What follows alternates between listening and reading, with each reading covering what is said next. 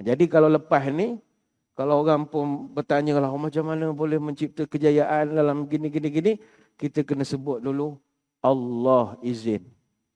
Sebelum nak sibuk analisa itu, ini dan sebagainya lagi. Ini nasihat lah, khusus untuk orang yang beriman. Ingat, menang jangan megah. Kalah jangan rebah. Jangan rebah. Baik itu orang tua-tua dulu dia ada satu kata-kata, kalah, ngalah, ngalih. Dia panggil. Bila dah kalah, kita mengalah lah. Ini tak. Kalah tapi tak nak buat cara kalah. Berlawan sama. Kalah, ngalah. Ngalah ini bahasa Jawa yang dicipta oleh Sunan Kalijogo. Yang kita guna sekarang mengalah tu bahasa asalnya Wali Songo.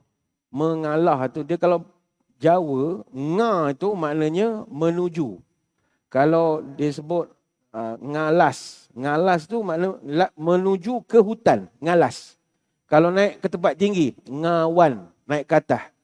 Kalau ngalah itu menuju Gusti Allah. Mana menuju.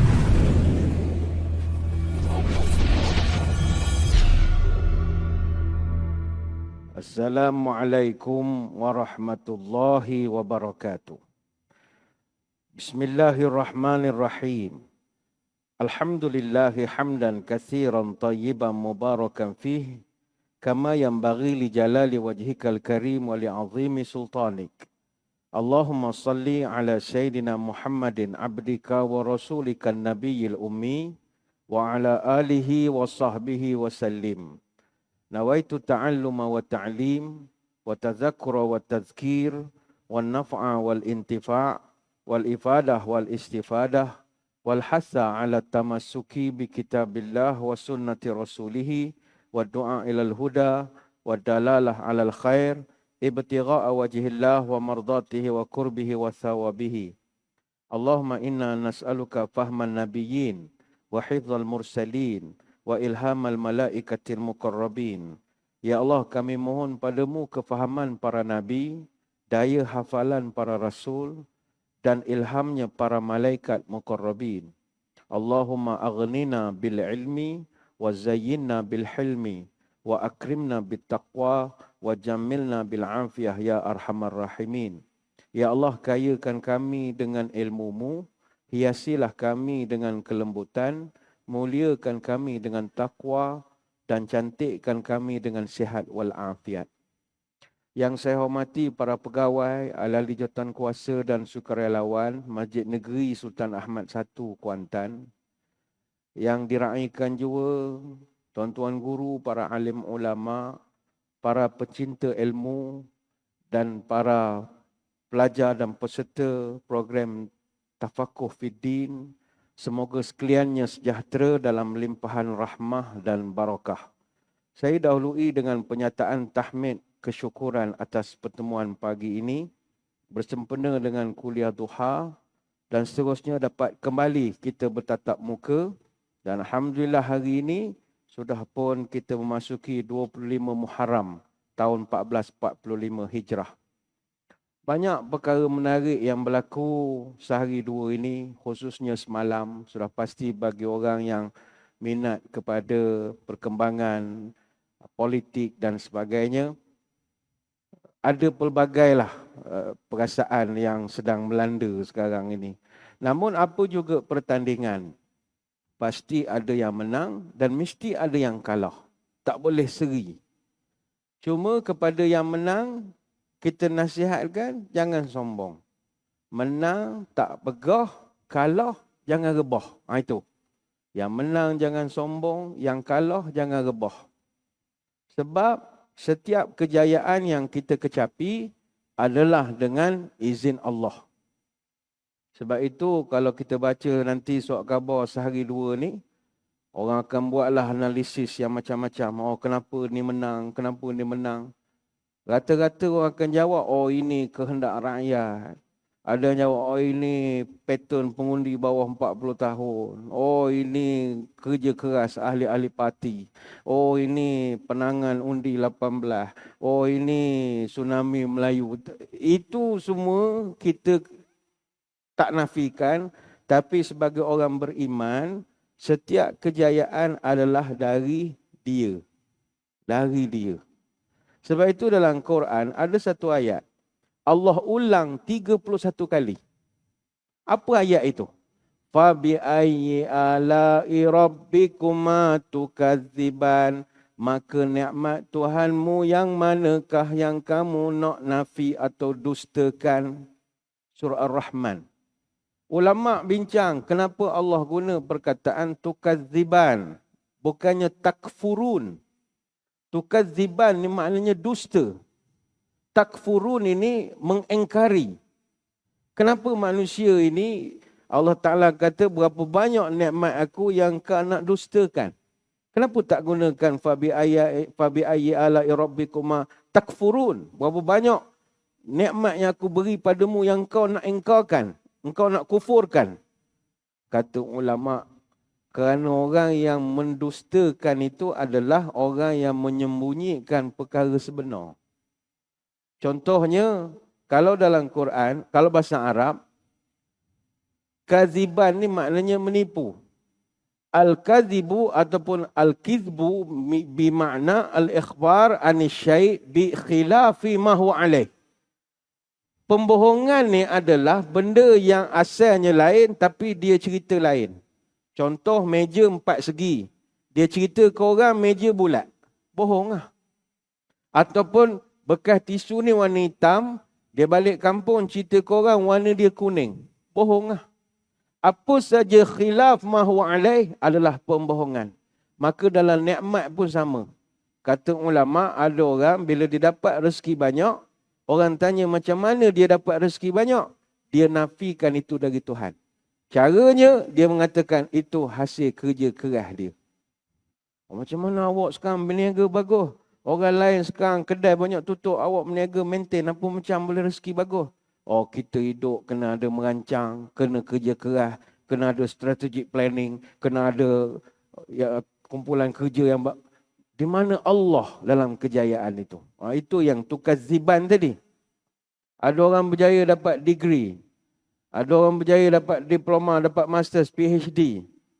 Bila orang tanya macam mana you boleh cerdik sangat ni, ada double degree, dapat engineering lagi, ambil ekonomi lagi. Macam mana cerdik sangat? Oh, kerana saya memang keturunan cerdik. Ayah saya pun doktor juga, mak saya pun arkitek gini, toki saya PTD dan macam-macam. Di mana Allah dalam kejayaan awak tadi? Sama juga kalau orang tu ada jarang sakit. Ni ramai kita ni jarang sakit. Tuan Haji, sihat Alhamdulillah, semayam pun berdiri, baca Quran tak pakai spek. Apa rahsia jarang sakit ni? Oh, saya ni memang keturunan begini. Ayah saya meninggal umur 100, toki saya meninggal umur 180. Saya memang keturunan saya lambat mati. Jenis payah mati, sakit pun payah apa semua. Jadi, di mana Allah di dalam umur dia yang panjang tadi? Seolah-olah semua nikmat yang kita dapat seakan-akan hanya kerana usaha kita. Bukan ada campur tangan Tuhan. Kita dustakan segala nikmat datang dari Tuhan. Itu yang Tuhan beritahu. Fabi ayyi ala'i rabbikuma tukadziban. Maka nikmat Tuhanmu yang manakah yang kamu nak dustakan? Then which of the favors of your Lord will ye deny? Apa lagi yang kau nak nafikan?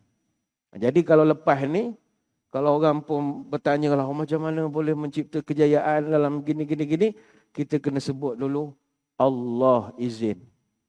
Sebelum nak sibuk analisa itu, ini dan sebagainya lagi. Ini nasihat lah, khusus untuk orang yang beriman. Ingat, menang jangan megah. Kalah jangan rebah. Jangan rebah. Sebab itu orang tua-tua dulu dia ada satu kata-kata, kalah, ngalah, ngalih. Dia panggil. Bila dah kalah, kita mengalah lah. Ini tak. Kalah tapi tak nak buat cara kalah. Berlawan sama. Kalah, ngalah. Ngalah ini bahasa Jawa yang dicipta oleh Sunan Kalijogo. Yang kita guna sekarang mengalah tu bahasa asalnya Wali Songo. Mengalah tu dia kalau Jawa, nga itu maknanya menuju. Kalau dia sebut ngalas. Ngalas tu makna menuju ke hutan. Ngalas. Kalau naik ke tempat tinggi, ngawan, naik ke atas. Kalau ngalah itu nuju Gusti Allah. Maknanya menuju kepada Allah. Orang mengalah, dia bukan kalah. Dia mengalah. Mengalah lain dengan kalah. Mengalah ini, dia lebih pada nak menuju redha Allah. Biarlah awak nak khabar kau penakut ke apa, ikut awak lah. Kawan tak nak kelahi, kita nak baik, kita orang Islam. Mengalah, menuju Allah. Jadi orang tua pesan, kalah, ngalah. Ngalih, alihkanlah. Mana pemusuhan, dialihkan balik. Pada yang kalah, pemenang sejati adalah orang yang boleh mengakui kekalahan. Pemenang sejati. Kalah satu pertandingan ni biasa. Ni, sebab tu sikap pertama menerima kekalahan adalah menerima dengan ikhlas. Kata budak-budak muda sekarang, let it go. Let it go. Nyanyilah lagu hok cerita kartun budak-budak tu kan. Let it go, let it go, let it go. Belajar untuk let it go. The art of letting go ini, dia menjadi langkah pertama yang boleh membantu kita menerima rasa kalah. Kalah menang ni benda biasa. Kalau konteks politik, ada dalam dunia ni, ada parti memerintah 60 tahun. Ada parti memerintah 22 bulan. Ada parti memerintah 11 bulan. Tapi tidak ada yang kekal melainkan dia. Parti Kongres di India, parti politik tertua di India, kalah dengan parti Bharatiya Janata BJP tahun 96. Parti paling tua. Sama juga parti Demokrat Liberal LDP di Jepun, perintah lebih 5 dekad. Tumbang 30 Ogos tahun 2009. Parti Revolusi Berinstitusi ataupun Partido Revolucionario Institucional PRI di Meksiko. Memerintah Meksiko selama 71 tahun. Kalah tahun 2000. Parti Colorado ataupun Partido Colorado di Paraguay tewas tahun 2008 selepas memerintah Paraguay selama 61 tahun. Jadi tidak ada yang pelik. Kalau you kalah, you are not alone. Satu dunia menghadapi benda yang sama. Kalau menang, ada bertanding. Macam tu, sebelah di padang tengah lawan bola. Lawan bola, mesti ada menang, mesti ada kalah. Takkan dua-dua menang. Mustahil. Dan takkan dua-dua kalah. Mesti ada salah satu menang, salah satu kalah. Dan kalau kita kaji sejarah Islam, ada masa perjuangan Islam ni, ada masa kalah dulu. Kemudian menang kemudian. Ada. Itu banyak kali berlaku. Saya ambil contoh cerita Hudaibiyah. Hudaibiyah. Pada tahun 6 Hijrah, Nabi SAW bersama dengan isterinya Ummu Salamah radhiyallahu anha dan lebih daripada 1,500 sahabat berangkat ke Mekah untuk buat haji. Kalau tuan-tuan masih ingat sejarah itu. Maka kata para sahabat, kharaja Rasulullah sallallahu alaihi wasallam amal Hudaibiyah yuridu ziyaratul bait la yuridu qitalan. Nabi keluar pada tahun berlaku penyanyian Hudaibiyah. Nabi hanya nak pergi ke Baitullah, memang tak nak perang. Wasaqa ma'ahu sab'ina budnata wa kana an-nasu 700 rajulin kana kull budnatin an 'ashrata nafar. Dan kata sahabat, Nabi bawa 70 unta dan ada 700 orang lelaki ikut Nabi. Siap satu ekor unta untuk ration makan 10 orang bekalan mereka. Maka bergeraklah mereka menuju ke Mekah. Sampai ke Zulhulaifah, Nabi pasang gelang, Nabi pasangkan penanda pada binatang korban. Ni kita pernah belajar dalam MIB dulu. Antara sunnah yang ditinggalkan adalah memberi tanda atau menghias binatang yang nak dikorbankan. Sekarang kan haiwan korban dengan haiwan tepi jalan dah tak boleh beza dah rupa. Lebih kurang sama rupa. Nabi tak, haiwan yang dia nak korban bukan make up, dilawarkan, dicantikkan. Macam ratu cantik. Supaya dia ni special lah daripada lembu-lembu pemalas yang lain. Biar dia lawa sikit. Bedak tu melampau sangat lah. Nabi taruh loceng, dia taruhkan gelang. Itu cara Nabi. Tapi ni sunnah yang ditinggalkan sebab masjid dah banyak pemalas sekarang ni. Bukan masjid sini, masjid negara lain lah. Jadi Nabi dipasang gelang, dia pasang penanda pada binatang korban. Nabi pun pakai ihram. Tujuan dia nak beritahu pada orang Mekah, aku datang dengan damai. Bukan nak berperang, bukan nak bergaduh. Tapi ketika itu, Umar radhiyallahu anhu dia mengatakan kerisauan dia. Ya Rasulullah, tadkhulu ala qaumin hum laka harbun bighairi silahin wala qura'in. Ya Rasul, saya sebagai penasihat keselamatan, saya nak beri pandangan. Tuan ni betul ke nak masuk ke negeri untuk satu orang yang mana dalamnya itu tak suka kita. Yang mana mereka nak berperang dengan kita. Kita pula datang ni bighairi silahin wala qura'in. Tak ada senjata, tak ada kuda perang.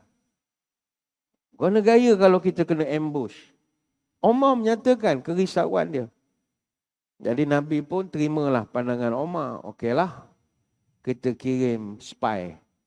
Hantar special brand, pergi buat semakan. Jadi Nabi pun mengutus perisik daripada Bani Khuza'ah untuk bagi laporan tentang apa aktiviti orang Quraisy.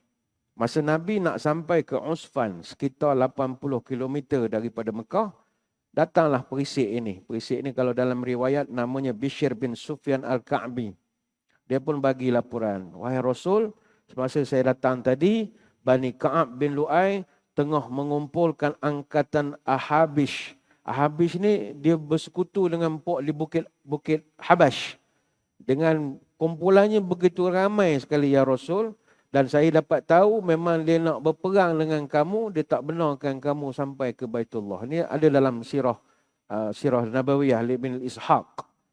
Jadi bila dapat laporan itu, Nabi pun hantarlah Uthman bin Affan radhiyallahu anhu. Sebab Uthman ni dia seorang diplomat, PTD, pegawai tadbir diplomatik. Dia sangat diplomat, budiman, budi bahasa, bahasanya bagus. Dia hantar Uthman untuk berunding.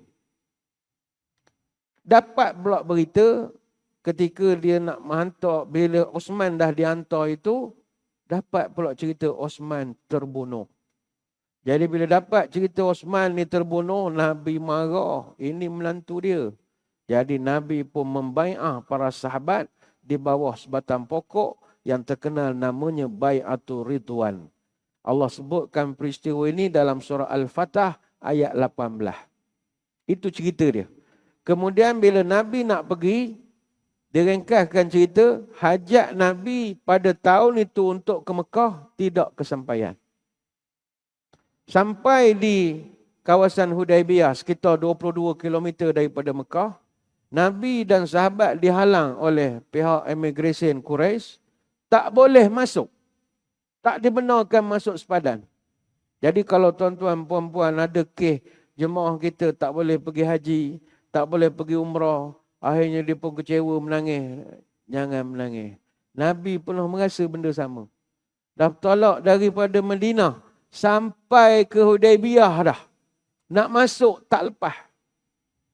Tak lepas ketika itu. Maka terpaksa dah dia buatkan satu perjanjian. Dia panggil perjanjian Hudaibiyah. Orang Quraisy pun setuju. Okey, kita buat agreement. Kita buat MOU. Quraisy hantar puak-puak dia yang terbaik. Dia hantar beberapa diplomat dia antara Suhail bin Amru, Budail bin Waraqah, Urwah bin Mas'ud, Al-Hulais bin Al-Qamah dan Mikras bin Hafs. Nabi pun panggil pegawai-pegawai dia. Antara yang dia panggil adalah Ali bin Abi Talib sebagai juru tulis dia. Kemudian Nabi pun pesan pada Ali. Ali buatkan surat perjanjian. Persepahaman. Tulis. Dia pun standby tulis. Tulis Bismillahirrahmanirrahim. Ali tulis Bismillah. Tiba-tiba delegasi Quraisy, salah seorangnya nama Suhail. Suhail ni bukan kaleng-kaleng. Suhail ni bukan calang-calang orang. Imam Ibnu Asakir menyebut dia ni sebagai ahad khutaba Quraisy. Pemidato terbaik Quraisy. Dia kalau berceramah, semua orang jadi kena sihir. Dia pidatonya bagus. Memang pandai. Dia orator yang ulung. Macam Soekarno lah kalau pidatonya itu. Orang jadi semangat. Jadi Suhail ni, bila Ali tulis Bismillahirrahmanirrahim, dia tahan. Dia kata, ni apa bismillah, bismillah, ni apa? Apa bismillah, bismillah? Amma rahmani fa wallahi ma adri ma huwa. Walakin uktub bismika Allahumma kama kunta taktub. Suhail kata, Bismillah Ar-Rahman. Ar-Rahman ni gapo dia? Benda apa Ar-Rahman ni? Bismillah tu aku faham. Ar-Rahman ni, aku tak kenal ni. Ar-Rahman ni apa benda? Aku tak setuju. Buat surat lain. Tulis je Bismika Allahumma. Macam doa nak tidur baca. Bismika Allahumma. Itu je tulis. Sahabat-sahabat protes. Faqala al-muslimu wallahi la naktubuha illa bismillahirrahmanirrahim. Sahabat yang duduk belakang Nabi kata, demi Allah, kami takkan buat perjanjian kecuali tulis bismillah. Kalau tuan-tuan jadi Nabi, tuan-tuan nak ikut siapa? Ini tengah buat perjanjian ni. Langkah Sheraton. Lebih kurang lah agak. Hak ni dia tak bagi tulis ayat begini. Hak geng kita nak ayat begini. Tapi Nabi ni jenis orang malas kelahi. Nabi kata, uktub bismikallahumma. Tak apalah. Ali tulis bismikallahumma. Sudah. Orang Islam dah rasa down. Tunduk belong orang bukan Islam ni. Mana maruah kita? Tak apalah. Bismikallahumma. Okay, Ali sambung balik. Tulis, hadza ma qada alaihi Muhammadun Rasulullah. Inilah yang telah diputuskan oleh Muhammad Rasulullah. Suhail tahan. Sekejap. Wallahi law kunna na'lam annaka Rasulullah ma sadatnaka 'anil bait wala qatalnaka walakin uktub Muhammad bin Abdullah. Kata Suhail, sekejap sedap sangat Muhammad Rasulullah. Datang mana Muhammad Rasulullah? Demi Allah, kalaulah kami ni iktiraf awak ni sebagai Rasul, kami tak adalah halang awak datang ke Mekah. Kami takkanlah berperang dengan awak, wahai Muhammad. Sebab kami tak iktiraf awak Rasul lah kami boleh buat begini. Uktub Muhammad bin Abdullah. Ikut nama kad pengenalan, sudah. Muhammad bin Abdullah. Tulis. Suhail punya arahan. Nabi mengatakan, wallahi inilah Rasulullah. Nabi marah sikit lah. Demi Allah, aku ni memang Rasulullah. Wa in kadtumuni. Tapi awak semua hak tak nak percaya. Saya Rasulullah. Tak apalah, saya tak nak kelahi. Uktub Muhammad bin Abdullah. Ali tulis Muhammad bin Abdullah. Orang Islam kecewa. Pas satu-satu. Hak kita sebagai ketuanan. Ketuanan selalu. Hak ketuanan kita satu-satu hilang ni. Nama kita sebut Rasulullah tak boleh. Ini tak boleh. Nabi ni macam ngikut sangat amda hak orang Quraisy ni nak. Mana maruah? Maka ketika itu berlaku protes di kalangan sahabat. Tapi sebab yang buat ni Nabi, tak ada yang berani berdepan. Semuanya cakap-cakap belakang. Tak puas hati. Semua mengatakan Nabi ni terlalu bagi muka sangat. Berlaku protes. Bila orang dah banyak akombi cakap, orang sampaikan kepada Umar Al-Khattab radhiyallahu anhu. Umar ni dia berani. Dia kenal Nabi daripada kecil lagi. Dia berani. Umar kata, tak apalah, biar akulah jumpa Nabi. Kau orang semua penakut cakap belakang. Ambil aku cakap depan. Umar pergi jumpa Nabi. Ya Rasul, alasna alal haqqi wa aduuna alal batil. Dia tanya, berala ke? Dia kata, ya Rasul, agama kita ni agama paling benar kan? Islam ni agama paling tinggi. Betul ke tidak? Betul. Dan musuh-musuh kita ni semua dalam kebatilan. Betul? Ya, betul. Memang benar. Falima nu'ti daniyatana fi dinina. Dah buat apa kita terlampau tunduk sangat dengan puak-puak tu ya Rasul? Maaf bertanya. Kita macam nampak menunjukkan kerendahan sangat.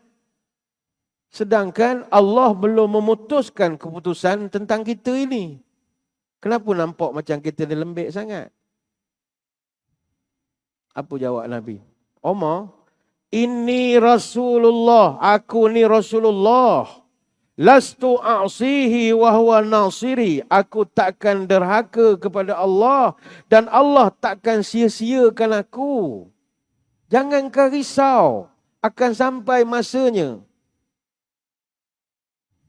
Awalaisa kunta tuhaddithuna anna sanatil bait fa natufu bihi. Masalahnya ya Rasul, Tuan dah beritahu ke budak-budak kita, tahun ni kita akan dapat tawaf Kaabah. Kita dah berjanji dengan budak-budak kita ni.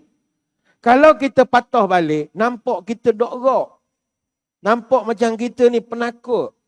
Kita datang pada jauh ya Rasul. Jom je lah kita masuk Mekah buat tawaf. Budak-budak ni semua semangat ni. Omar protes. Nabi jawab, bala fa akhbartuka anna na'tihil am. Ya, memang aku bagi tahu kita akan buat tawaf. Tapi aku dah cakap nak buat tawaf tahun ni. Aku tak cakap. Aku kata kita akan buat tawaf. Tak tahu bila. InsyaAllah. Kalau dapat tahun ni, tahun ni. Kalau dapat tahun depan, tahun depan. Fa innaka atihi wa mutawwifun bihi. Memang engkau pasti akan dapat datang. Tapi tak tahu bila. Engkau akan dapat melakukan tawaf. Omar menahan marah. Tak selesai rundingan itu.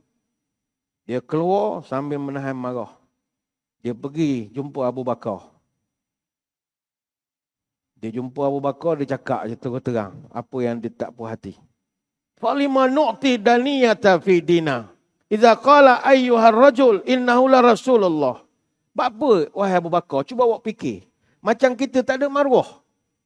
Gi nunjuk-nunjuk muka depan orang bukan Islam. Minta perjanjian bagai-bagai. Suruh tukar-tukar, suruh ni. Lalah tak boleh masuk juga. Perjanjian, benda begitu. Cuba fikir sikit.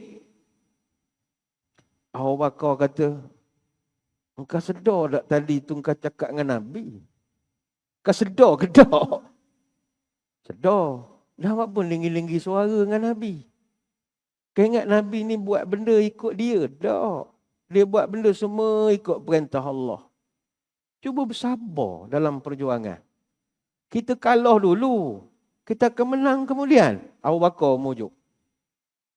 Tak lama kemudian turun firman Allah. Inna fatahna laka fataham mubina. Surah Al-Fatah ayat pertama. Sesungguhnya kami telah membuka bagi perjuanganmu wahai Muhammad satu kemenangan yang jelas dan nyata.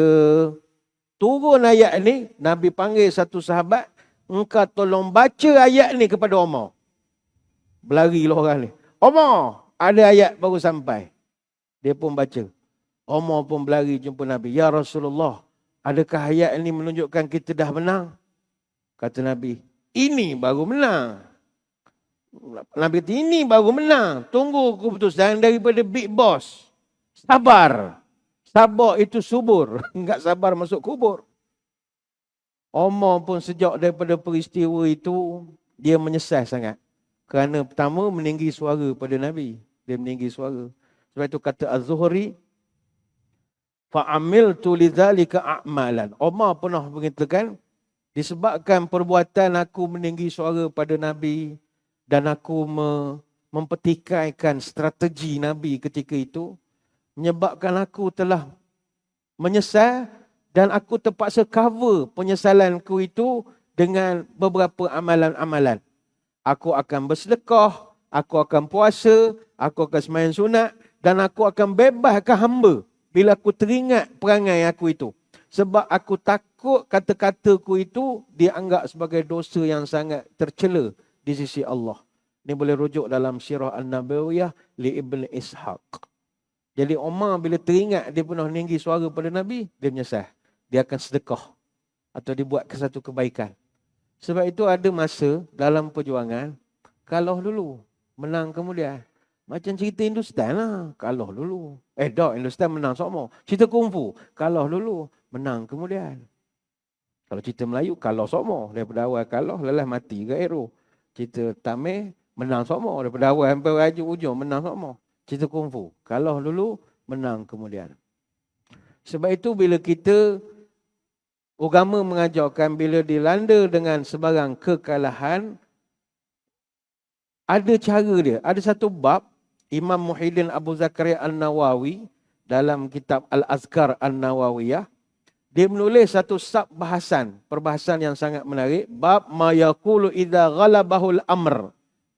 Pembahasan tentang apa yang perlu kita lakukan bila kita kalah. Itu Imam Nawawi buat satu bab dalam kitab Al-Azkar. Dalam sub perbahasan itu, Imam Nawawi dia kumpul dua riwayat yang bersumber daripada Sahih Muslim dan Sunan Abu Daud. Iaitu hadis yang Abu Hurairah pernah dengar, al-mu'minul qawiyyu khairun wa ahabbu ilallah minal mu'minid dha'if. Wa fi kullin khairun ahris ala ma yanfa'uka wasta'in billah wala ta'jiz. Orang beriman yang kuat lebih baik, lebih dicintai oleh Allah dibandingkan dengan orang beriman tetapi lemah. Namun begitu, kata Nabi, dua-duanya ada kebaikan. Maka bersemangatlah kamu dalam mengerjakan perkara bermanfaat dan minta tolonglah kepada Allah dan jangan jadi lemah. Wa in asabaka syai'un fala taqul law anni fa'altu kana kaza wa kaza walakin qul qaddarallahu wa ma syaa fa'ala fa inna law taftahu amala syaitan. Panjang hadisnya. Kata Nabi, kalau kamu ditimpa oleh sesuatu yang kamu tidak suka ataupun kekalahan sebagai contoh, maka janganlah engkau keluar daripada mulutmu ucapan seperti contohnya, kalaulah aku buat begini dan begini dan begini. Jangan berkalau-kalau. Namun katakanlah, ini takdir Allah.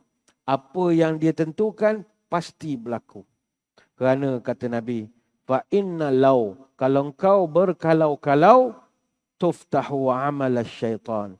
Syaitan akan masuk untuk merosakkan kamu. Hadis riwayat Imam Muslim.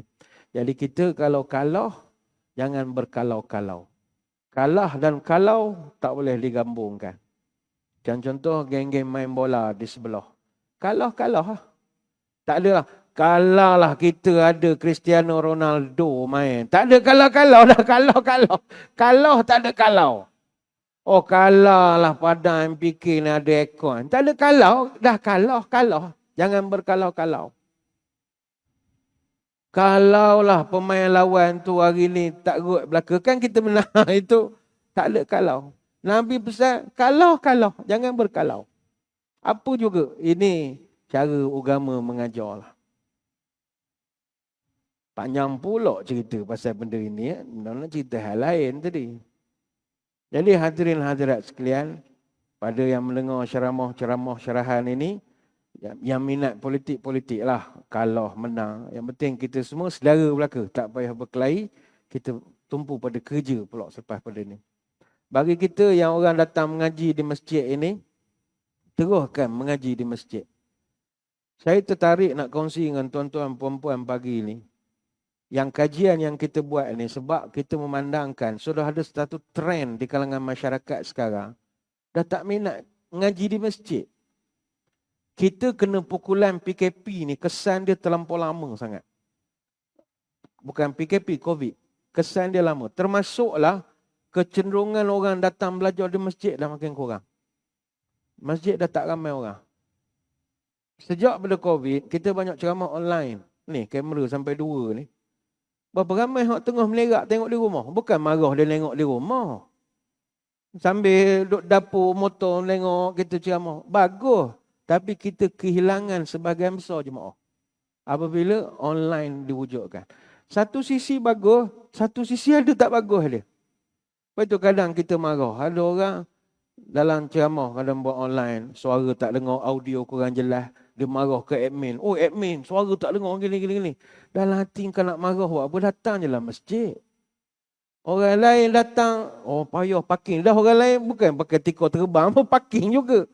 Jadi kita nak kaji apa sebab orang, kita tak nak kaji kenapa orang tak datang. Kita kaji kenapa orang datang. Macam tuan-tuan perempuan ni.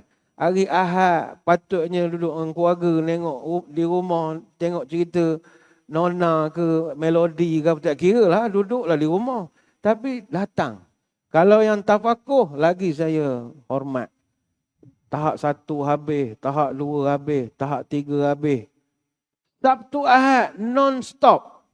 Tanpa gagal. Nak ambil cuti tak boleh sebab kedatangan dikira. Dah ada exam lagi.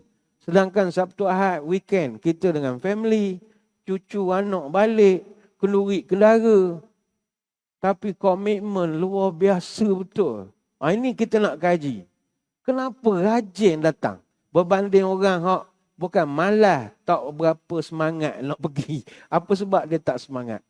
Mungkin yang menonton online akan kata, saya ni anak kecil. Adakah tuan-tuan ni tak ada anak kecil? Ada, berlari-lari lagi dalam masjid. Maknanya, tak marah pula ada yang offline ni kan terus kecil hati. Bukan marah dok, kami buat kajian. Kaji. Ada orang bagi alasan susah nak datang, tak ada orang bawa. Saya kenal 2-3 jemaah yang datang naik bas.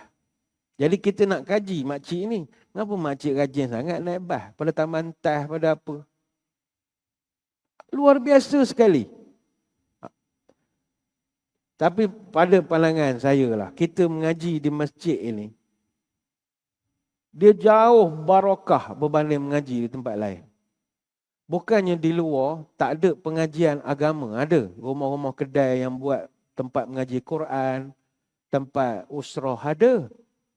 Bangunan-bangunan di rumah-rumah rasmi, premis sendirian secara online. Tapi ketahuilah bahawa tak ada yang boleh challenge istimewa belajar di masjid. Tak ada yang boleh challenge. Apa sebab? Kerana belajar di masjid ini, dia punya fadilat jelas. Saya kongsikan untuk nak bagi semangat pada tuan-tuan puan-puan untuk datang mengaji di masjid. Pertama, orang mengaji di masjid, dia dijamin dapat ketenangan, rahmat dan dimuliakan oleh malaikat. Garis bawahkan perkataan mengaji di masjid. Bukan mengaji di tempat lain. Mesti masjid.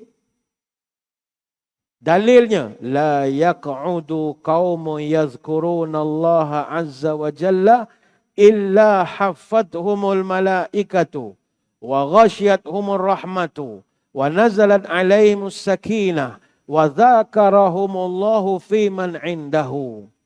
Mana-mana orang yang duduk berzikir kepada Allah di dalam rumah Allah, maka para malaikat akan mengeliling mereka. Rahmat meliputi mereka. Ketentraman turun pada mereka. Dan Allah akan sebut nama mereka di kalangan para malaikat. Hadis riwayat Imam Muslim. Ulama bahaskan hadis ini. Apakah yang dimaksudkan orang yang duduk dalam rumah Allah berzikir? Ada 3 pendapat. Zikir yang pertama adalah orang yang zikir betul. Yang membaca subhanallah, Allahu Akbar, Alhamdulillah. Mana kita masuk masjid, duduk, kita berzikir. Subhanallah, Alhamdulillah, la ilaha illallah, Allahu Akbar. Itu zikir betul. Dan itu berdasarkan hadis daripada Imam Muslim. Termasuklah juga kata ulama, orang yang berzikir dalam masjid ini adalah orang yang doa minta surga. Itu juga dikira zikir. Termasuk juga orang yang mohon jauh pada neraka. Juga dikira zikir. Dan orang yang mengucap astaghfirullah, istighfar. Juga adalah zikir. Itu hadis riwayat Muslim. Lepas itu ada satu riwayat, Nabi pernah cerita. Inna lillah malaikatan yatufuna fit turuk yaltamisuna ahla zikri. Ada satu malaikat ni, Tuhan tugaskan dia berjalan sekeliling mencari orang yang berzikir. Malaikat ni pusing cari siapa berzikir. Fa iza wajadu qauman yazkuruna Allah tanadau. Kalau dia jumpa ada nampak satu kumpulan sedang berzikir, mereka akan seru kepada orang itu. Halummu ila hajatikum. Apa hajat? Bagi pada saya. Saya tolong bawa pada bos di atas. Saya tolong bawa direct permohonan ini. Jadi, malaikat ini memang kerjanya mencari. Bila dia dah bawa doa ni sampai ke atas, Allah tanya kepada dia. Allah tanya tu saja tanya, bukan Tuhan tak tahu, saja tanya je. Wahai malaikat, hamba ku tadi diucapkan apa masa awak pergi tengok dia? Kata malaikat, yusabbihunaka wa yukabbirunaka wa yahmadunaka wa yumajjidunaka. Wahai Allah, kami dapati hamba-Mu tadi, dia membaca tasbih, dia membaca takbir, tahmid, dan dia memuji-muji-Mu, wahai Tuhan, mengagungkan-Mu. Allah tanya kepada malaikat, kenapa dia sebut-sebut sangat nama aku? Dia boleh nampak ke aku ni? Tuhan tanya, saja tanya malaikat je. Dia kata, tak boleh ya Allah, dia tak nampak Tuhan. Oh, kamu agaklah kalaulah dia nampak aku, macam mana zikir dia agaknya? Oh, jawab malaikat, lau ra'auka kanu asyadda laka ibadatan. Kalaulah hamba-Mu tadi boleh nampak rupa Tuhan dia macam mana, nescaya kuat lagi zikir dia. Lagi semangat. Itu tara tak nampak. Kalau nampak, kohor semangat lagi. Bagus. Kemudian Tuhan tanya, dia minta benda tadi. Doa apa? Tuhan tahu, saja tanya. Fama yas'aluni. Dia minta apa yang tadi dia doa tu? Yas'alunakal jannah. Malaikat jawab, dia minta surga, wahai Tuhan. Allah tanya, dia minta surga tu, dia pernah tengok ke surga? Rupa surga tu, dia pernah tengok? Tak benar, dia dengar ceramah je. Dah dengar pun percaya juga. Percaya, sungguh-sungguh minta surga. Tuhan tanya, agak-agak lah ya.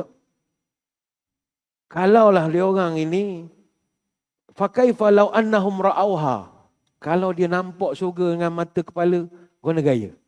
Jawab malaikat, lau annahum ra'auha kanu asyadda 'alaiha hirsan.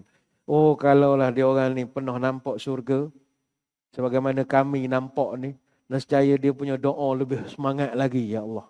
Itu tara dengar hujung telinga pun dah semangat lah. Kalau tengok lagi semangat. Tuhan tanya lagi, famimma yata'awwazuna.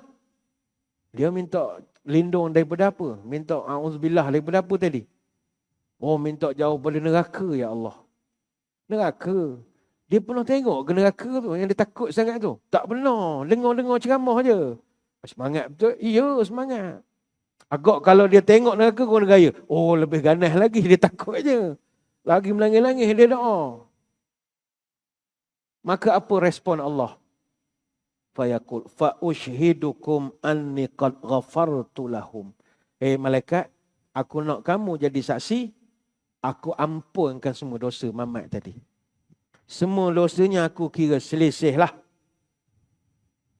Kemudian yaqulu malakun minal malaika fihimun fulanun laisa minhum innama ja'a lihajatin. Datang satu malaikat, dia mengadu, wahai Tuhan, ampun, minta ampun, nak maklumkan. Dalam masjid tadi, jemaah semua ada 100 orang. Saya kira yang berzikir 99 je. Yang seorang lagi tu dia tak zikir. Dia masuk masjid tumpang tandas. Lepas tu dia dengar orang zikir, dia duduk. Dia pun tak berzikir, main telefon. Contoh. Dia main telefon. Tapi dia duduk sekali dengar orang zikir, dia main telefon. Jadi adakah hak seorang itu kami nak masukkan dalam kelompok hak dapat keampunan tadi? Malaikat tanya. Macam kita lah ramai-ramai pagi ni, katalah ada 100 orang, bukan 100 orang dengar ceramah. Ada orang tengah panas, padang duduk masjid sekejap. Ada ceramah pula, duduk dengar ceramah. Dia tidak purposely datang. Ataupun ada orang datang, cas telefonnya. Sambil tunggu telefon penuh, dengar ceramah. Jadi malaikat tanya, adakah mereka ni nak tergolong sebagai kelompok ahli zikir tadi? Apa Tuhan jawab? Hum julasa'u la yashqa bihim jalisuhum. Mereka ini adalah orang yang sudi duduk. Jadi mereka tidak akan tidak ada kecelakaan ke atas mereka disebabkan mereka duduk bersama orang yang berzikir. Hadis riwayat Bukhari Muslim. Jadi orang yang dimaksudkan sebagai zikir pertama, zikir betul. Subhanallah, Alhamdulillah, Allahu Akbar, minta jauh neraka, minta nikmat surga. Itu satu, zikir pertama. Zikir kedua adalah membaca Quran. Juga dikira zikir. Dengan syarat, kata ulama, orang yang baca Quran di dalam masjid hendaklah tidak membacanya bersendirian. Iaitu membaca secara bertadarus. Macam musim Ramadan. Tapi sebab kita datang masjid, kadang kita tak ada sparring partner. Jadi kita tak boleh nak berinteraksi. Kalau di negara Arab, budaya baca Quran berkelompok tu biasa. Kadang kita masuk masjid, di tiang sekian, ada satu kelompok baca Quran. Kita datang join, baca sajalah. Di sini belum ada. Di masjid negeri, kita cuba buatkan tiang situ. Tiang Ruak Ahmadi. Di situ memang tiang itu untuk guru Quran. Datang, siapa nak baca boleh join membaca. Kerana dalilnya jelas, orang yang membaca zikir bentuk yang kedua adalah membaca secara bertadarus. Sebab itu bila Allah Ta'ala menyebutkan kepada malaikat, antara golongan yang dapat itu adalah orang yang berzikir. Zikir itu adalah membaca Quran. Berkumpul membaca Quran. Ada satu riwayat daripada Abdullah. Dia menceritakan, qala lin Nabi iqra' alai. Dalam masjid cerita ni berlaku, kata Abdullah, Nabi panggil saya. Mai sini Abdullah, baca Quran pada aku, baca sikit. Qultu aqra'u alaika wa alaika unzil ya Rasul. Takkan saya baca Quran pada Tuhan. Wahyu kan turun pada Tuhan. Takkan saya nak baca pula. Apa jawab Nabi? Fa inni uhibbu an asma'ahu min ghairi. Aku suka kalau Quran ni aku dengar daripada orang lain, aku suka. Fa qara'tu alaihi suratun nisa. Aku pun, kata Abdullah, baca pada Nabi surah An-Nisa hatta balaghtu fa kaifa idza ji'na min kulli ummatin bi syahidin wa ji'na bika ala haula'i syahid. Sampai ayat, maka bagaimanakah orang-orang kafir apabila kami datangkan saksi di hari kiamat dan kami panggil engkau wahai Muhammad jadi saksi kepada orang kafir ni, kenapa mereka ni tak sempat mengucapkan dua kalimah syahadah? Kenapa mereka tak sempat menjadi umatmu? Surah An-Nisa ayat 41. Nabi esok banyak kerja dia. Orang yang belum Islam, dia akan ditanya kepada Nabi. Ni macam mana boleh tak dakwah ni? Letih Nabi, tuan-tuan. Jadi qala amsik fa iza ainahu tazrifan. Sampai ayat ini An-Nisa 41, Nabi pesan pada Abdullah, dah cukup jangan baca. Nabi menangis. Mengenangkan beratnya kerja aku pada mahsyar esok. Datang ni semua-semua orang-orang yang belum Islam ni, Tuhan akan tanya, apa mu tak Islam? Saya tak tahu ada wujud agama nama Islam. Beratlah, Nabi kita kenalah esok. Tapi kalau kamu mu tak Islam, Islam tak orok, saya tak minat Islam. Maknanya risalah sampai, tapi dia tak hendak. Selamatlah. Jadi itu bentuk zikir kedua dalam masjid. Zikir Quran.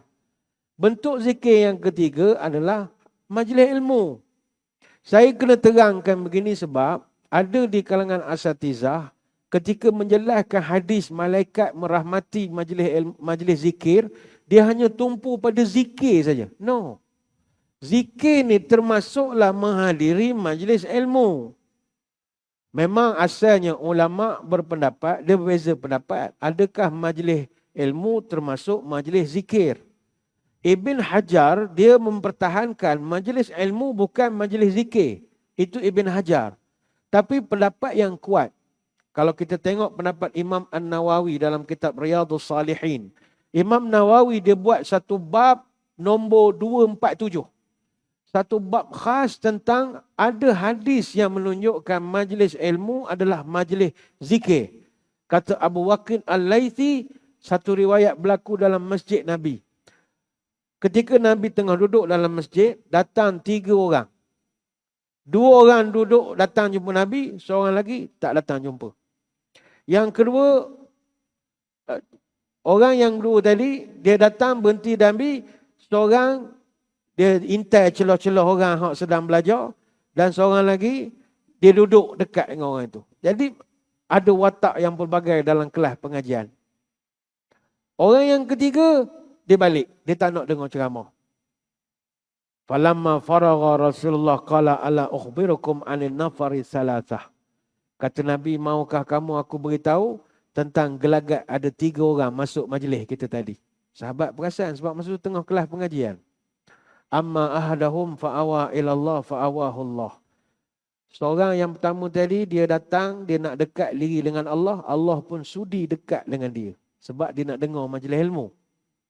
Wa amal akhar fastahya Allahu minhu. Seorang lagi tadi dia malu pada Allah, Allah pun malu nak dekat pada dia.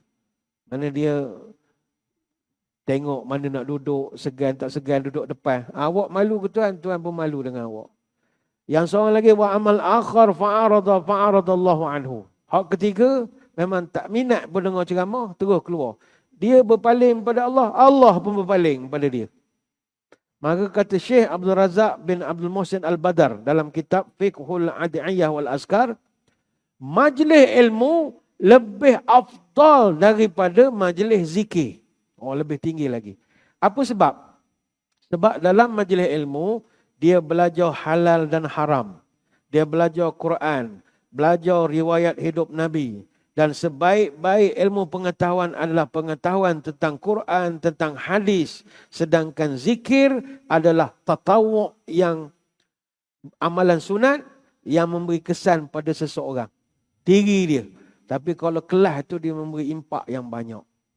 Ini bukan menafikan majlis zikir, tidak. Untuk memberi kefahaman, majlis ilmu di masjid juga adalah zikir. Sementara lagi kita di Pahang, kalau kelas tafakuh fiddin, dia bukannya kelas macam datang kuliah maghrib, kuliah subuh, kuliah duha, tak. Dia ada syllabus, dia ada exam, ada attendance, macam belajar formal. Dan tak lama lagi, kita menunggu keputusan daripada MQA, kita ada diploma pula dalam bidang tafakuh fiddin. Selesai diploma, dapat pula buat ijazah sarjana muda dalam bidang tafakuh fiddin. Artinya benda tu formal. Dan ini yang kita banggakan untuk kita di negeri Pahang. Jadi ini yang pertama. Kelebihan belajar di masjid, dia dikira ahli zikir. Jadi kepada hak sedang menonton online, tak dapat jadi ahli zikir. Dapat dengar ceramah sajalah. Ramai offline ni kan. Tak, dia itu kelebihan datang masjid. Apa sebab? Kerana ni rumah Allah. Special. Yang kedua, orang yang mengaji di masjid, dia adalah seolah-olah jihad fi sabilillah. Syarat mengaji di masjid. Ada satu riwayat Nabi sebut, man dakhala masjidana hadza liyata'allam khairan aw yu'allimahu kana kal mujahid fi sabilillah wa man dakhalahu li ghairi dzalika kana kal nadhiri ila ma laysa lahu.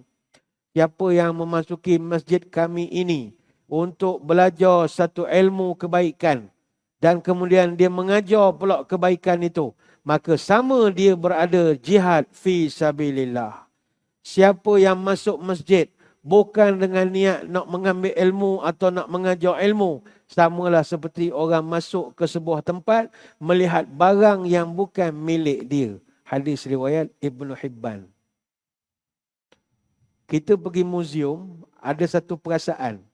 Lawa tak boleh pegang. Lawanya kerih. Lawanya lukisan. Please do not touch. Jadi kita rasa suka tapi tak rasa memiliki. Itu Nabi gambarkan, orang masuk masjid tak nak mengaji, dia macam masuk satu tempat, barang milik orang. Kita boleh tengok.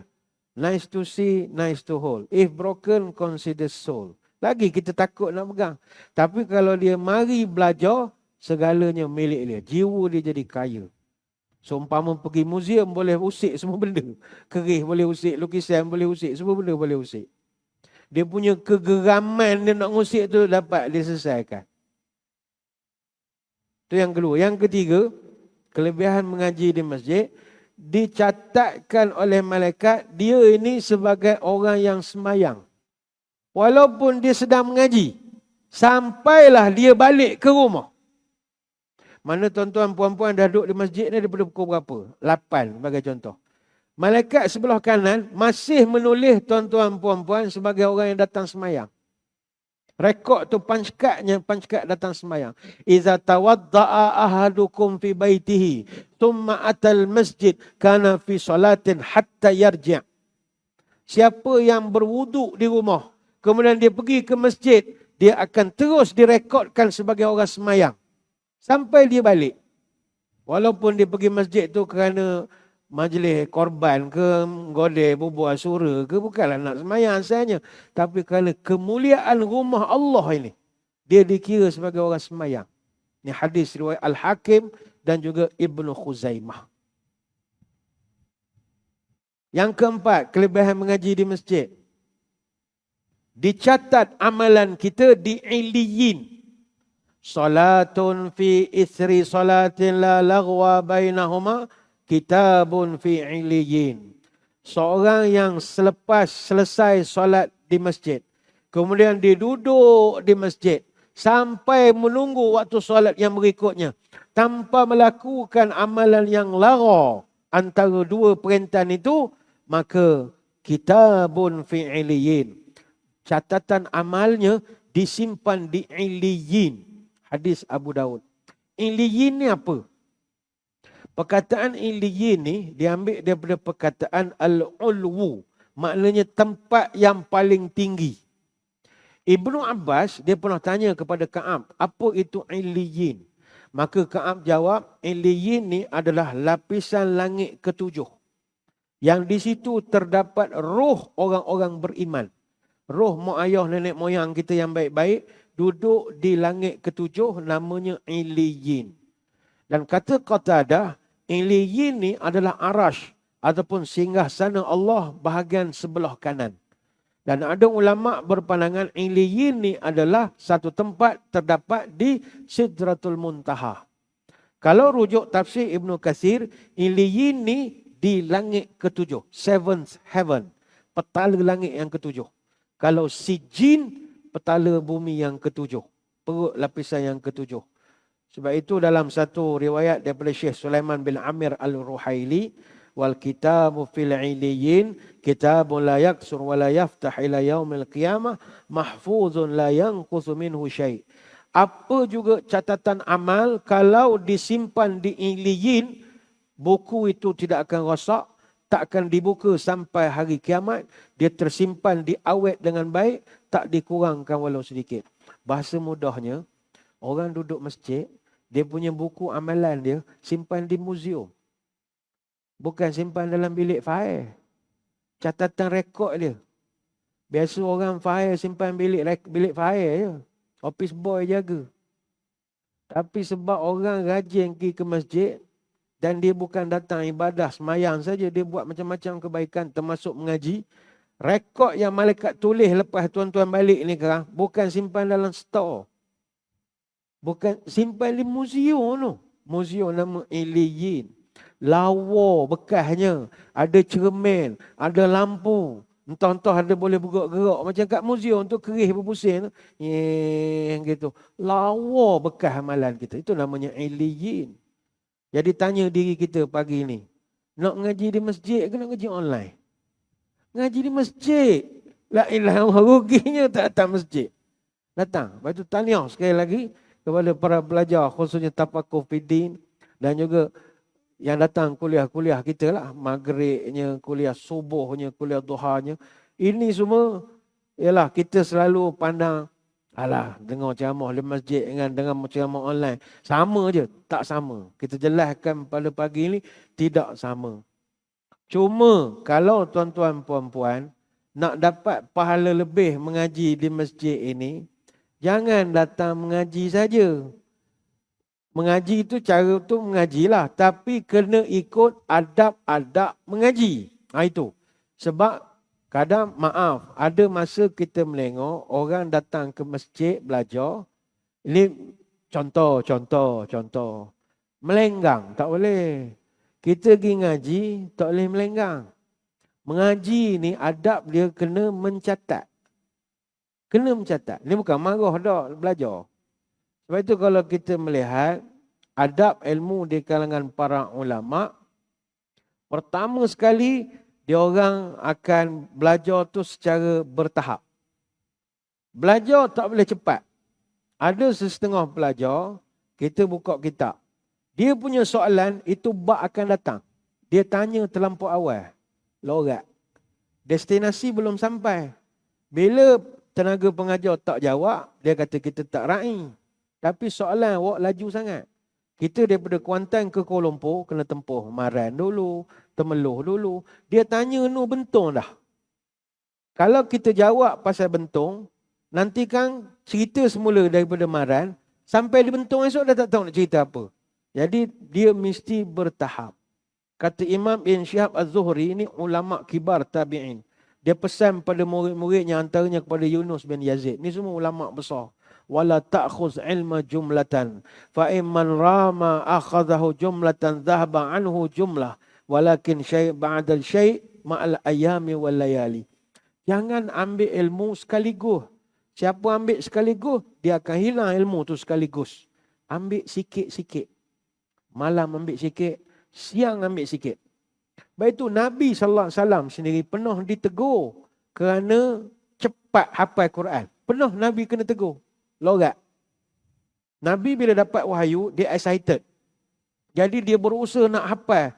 Masa Jibril tengah mengajar tu dia hafal dah.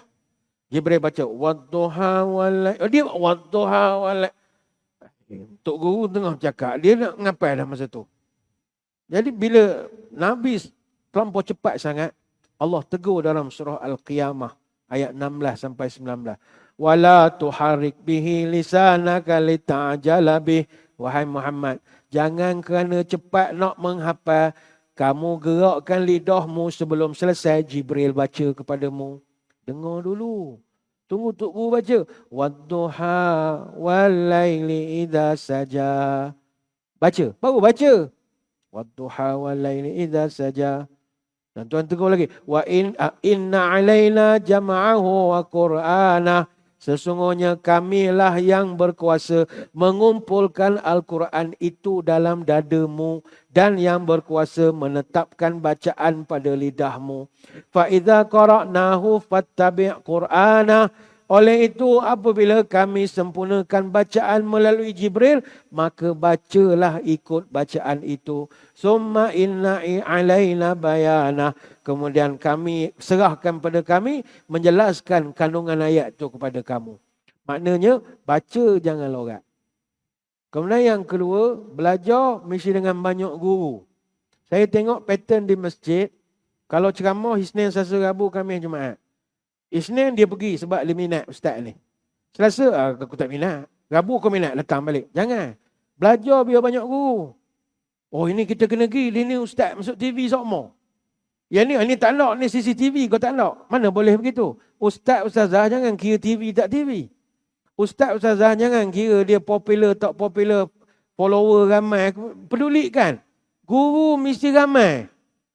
Jangan satu saja. Bila kita jadi satu guru saja, kita jadi taksub. Bila kita banyak guru, maka kita tahu kesalahan. Sebab itu kata Hamad bin Zaid, innaka la ta'rifu khata'a muallimika hatta tujalisu ghairihi. Engkau takkan tahu kesalahan guru engkau sehinggalah engkau belajar juga dengan guru lain. Mana kita dengar dengan guru ni dia ajar begini. Hari Selasa ingat belajar dengan orang lain pula. Kita kata, semalam hadis tu lain ulahnya. Ini lain. Jadi kita dapat second opinion. Maka menyebabkan kita jadi lagi pandai. Baik tu orang tua-tua dulu, dia ada satu ayat. Orang kalau pergi sekolah, tak pandai. Kita pun jadi pelik. Buat apa pergi sekolah jadi tak pandai? Orang tak pergi sekolah lah tak pandai. Tak. Kalau sekolah, tak pandai. Kalau nak pandai, kena banyak kolah.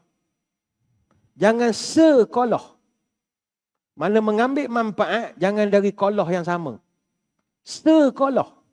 Biar banyak kolah. Macam kita kan banyak sekolah. Bukan sekolah lah banyak kolah. Sekolah rendah lain, sekolah menengah lain, diploma lain, jazat. Jadi okey lah. Jangan sekolah je. Kalau sekolah je, dia jadi taksub. Itu halus bahasa orang tua-tua dulu. Awak berapa kolah? Saya 4 kolah. Wah, cerdik. Awak berapa kolah? Saya sekolah je. Sekolah tak agak. Sekolah je. Ulama dulu, kalau kita lah, guru kita ada berapa? Kira daripada sekolah rendah, sekolah menengah sampai universiti. Berapa guru kita? Mungkin puluhan lah. Ataupun ratusan. Kalau ratus lah. Kira lah jauh satu ada berapa cikgu sampai tu. Awak mengajar kita. Bukan awak kerja di sekolah tu. Kira-kira mungkin 102. Ulama dulu, guru dia beribu.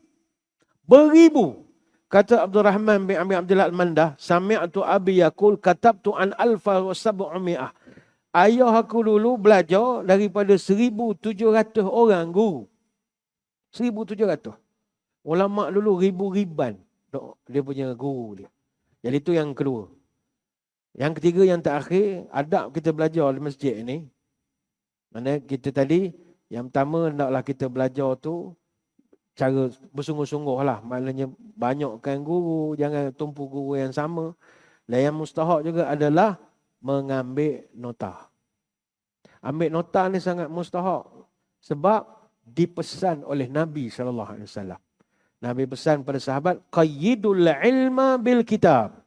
Mu kena ikat ilmu ni dengan tulisan. Sebab ilmu ni dia macam binatang buruan. Kalau kamu memburu binatang, dapat. Kalau kamu tak ikat, dia lari. Sama juga ilmu, tuan-tuan puan-puan yang tidak mencatat, daripada awal ceramah sampai penghujung sekarang, tuan-tuan balik tak tahu buat cerita apa. Mungkinlah cerita tuan-tuan ingat sajalah. Cerita pilihan raya sikit, cerita bola tadi kalah. Kita akan ingat apa kita ingat saja. Sebab kita kehilangan tanpa catatan. Nabi pernah memerintahkan sahabat untuk menulis ilmu. Salah seorangnya Abdullah bin Amru. Nabi pesan, uktub fawallazi nafsi biyadih ma kharaja minhu hilla haqq. Tulis ilmu ni, kata Nabi. Demi Allah, tidaklah keluar daripada tulisan melainkan yang benar. Ini hadis riwayat Ahmad dan juga Al-Hakim. Imam Asy-Syafi'i pernah pesan, al-ilmu saydun wal kitabatu qaiduhu. Ilmu adalah buruan. Tulisan adalah ikatan. Qayyid suyudaka bil jibal wasiqah. Ikatlah buruanmu dengan tali yang kuat. Fa minal hamaqati an tasida ghazalah. Adalah kebodohan ketika engkau memburu binatang. Wa tatrukaha bainal khalaiqi taliqah. Tapi bila dah dapat, engkau tinggalkan begitu saja. Sehingga kata Asy-Sya'bi, iza sami'ta syai'an faktubhu walau fil ha'id. Kalau engkau mendengar satu ilmu, tulislah ilmu itu walaupun terpaksa mencontengnya di dinding, kata dia. Pentingnya menulis ini. Dan kita catat supaya kita tidak lupa. Sebab itu dalam kata ulama, dalam perkataan allazi 'allama bil qalam. Dalam Iqra ada perkataan qalam.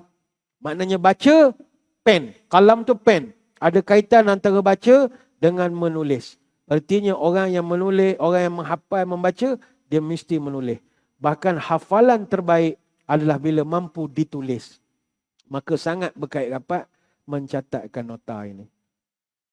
Kata Imam Syafi'i, orang belajar dengan pen bagaikan askar dengan senjata. Askar tanpa senjata, kalau dia pergi perang, belum tentu dia boleh menang. Kecuali dia tarah-tarah Rambo ke apa boleh lah, tanpa senjata boleh menang. Maka orang pergi mengaji, tak ada pen, tak ada kertas, tak ada catatan. Maka mana mungkin dia mencipta kejayaan. Jadi ini antara penambahbaikan lah untuk kita nak jadikan proses pembelajaran kita di masjid lebih barakah lagi. Sebenarnya banyak nak diceritakan, tapi saya kira sekadar itulah sembang-sembang pada kesempatan pagi ini. Sekali lagi saya mengucapkan ribuan terima kasih di atas kehadiran dan juga kerjasama tuan-tuan dalam memberikan maklum balas untuk kita nak menganalisis faktor-faktor yang mempengaruhi kehadiran berterusan para pelajar dalam kelas-kelas pengajian tafakuh fiddin di masjid-masjid negeri Pahang ini. Terima kasih kami ucapkan, dan sebelum kita berpisah, kita tutup pertemuan kita dengan doa. Moga majlis kita diberkati ilahi. A'udzubillahi minasyaitonirrajim. Bismillahirrahmanirrahim. Allahumma salli wa sallim ala Sayyidina Muhammad. Salatan tukhrijuna biha min zulumatil wahmi. Allahumma inna duha'a duha'uka wal baha'a baha'uka wal jamala jamaluka wal quwwata quwwatuka wal qudrata qudratuka wal ismata ismatuka. Allahumma in kana rizqina fis sama'i fa anzilhu wa in kana fil ardi fa akhrijhu wa in kana mu'siran fayassirhu wa in kana haraman fatahhirhu wa in kana ba'idan faqarribhu bihaqqi duhaika wa bahaika wa jamalika wa quwwatika wa qudratik atina ma ataita ibadika salihin. Ya Allah, jika rezekiku masih di langit, turunkanlah. Kalau di bumi, keluarkanlah. Kalau susah, permudahkanlah. Kalau haram, sucikanlah. Kalau jauh, dekatkanlah. Berkat waktu duhamu, kecantikan waktu duha, keindahannya, kekuasaannya, limpahkan segala yang kau telah limpahkan pada hamba-Mu yang saleh. Subhanakallahumma wa bihamdika nashhadu an la ilaha illa anta nastaghfiruka wa natubu ilaik. Wa sallallahu ala sayyidina Muhammadin wa ala alihi wa sahbihi wa baraka wa sallam. Walhamdulillahi rabbil alamin. Sekadar itu wabillahi taufiq wal hidayah. Assalamualaikum warahmatullahi wabarakatuh. Wallahu a'lam.